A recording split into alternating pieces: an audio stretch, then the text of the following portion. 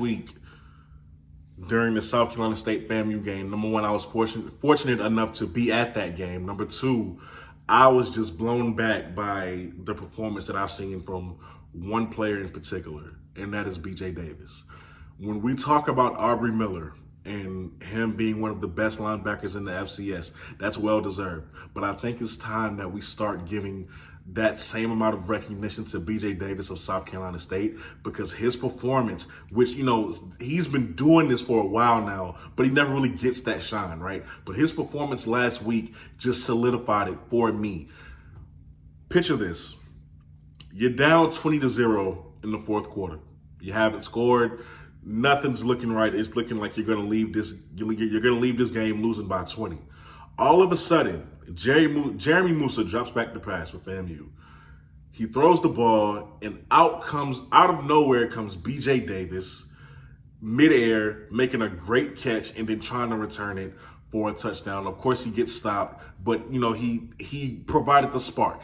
Now you got a little bit of life. You're still down by 20, but you got a little bit of life. But because of that turnover, because of that interception, the offense for South Carolina State is able to then drive downfield, throw the ball up to Shaq Davis, your star receiver, have him make a touchdown catch. All because of what you did. Now, okay, it's 20-7. At least we're on the board. That's a good thing. That's a good thing to take into next week, maybe.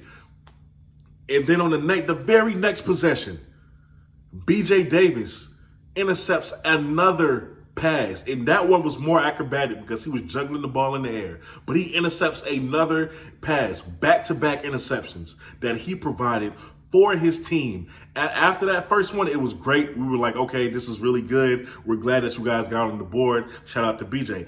After that second interception, everybody in that stadium became a believer that the comeback could and would happen. And it was on his shoulders. He put the team on his shoulders and said, I'm not going to let us go out like this. I'm going to make sure we make something happen. I'm going to make something shake. And he did. 2 back-to-back interceptions, which allowed South Carolina State's offense to set up again to go downfield, throw another touchdown pass to Shaq Davis, who I can't understand why nobody caught that second touchdown on film, including me, but it is what it is. But you allowed them to go and score again. Now it's 14-20, just like that. He changed the whole momentum of a game by himself. When it looked like everybody else was just down and out and they were giving up on the game, BJ was the leader. He was the soul of that team, of that defense. I know they lost, but if I was Coach Pugh, I was going to give him the game ball anyway. I was going to make sure I point him out and recognize what a great effort that he had during the game. And after the game, when they did lose, you could tell he was visibly upset, as were most of the players. But man, he had nothing to hang his hat on. This is a guy who flies to the football, who's averaging double-digit tackles every single week. On top of that, man, he's electric. He's electric. He's fearless.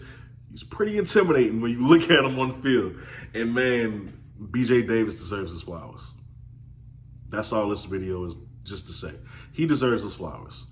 There are a lot of great linebackers in the FCS. BJ Davis is one of them, and he needs his respect.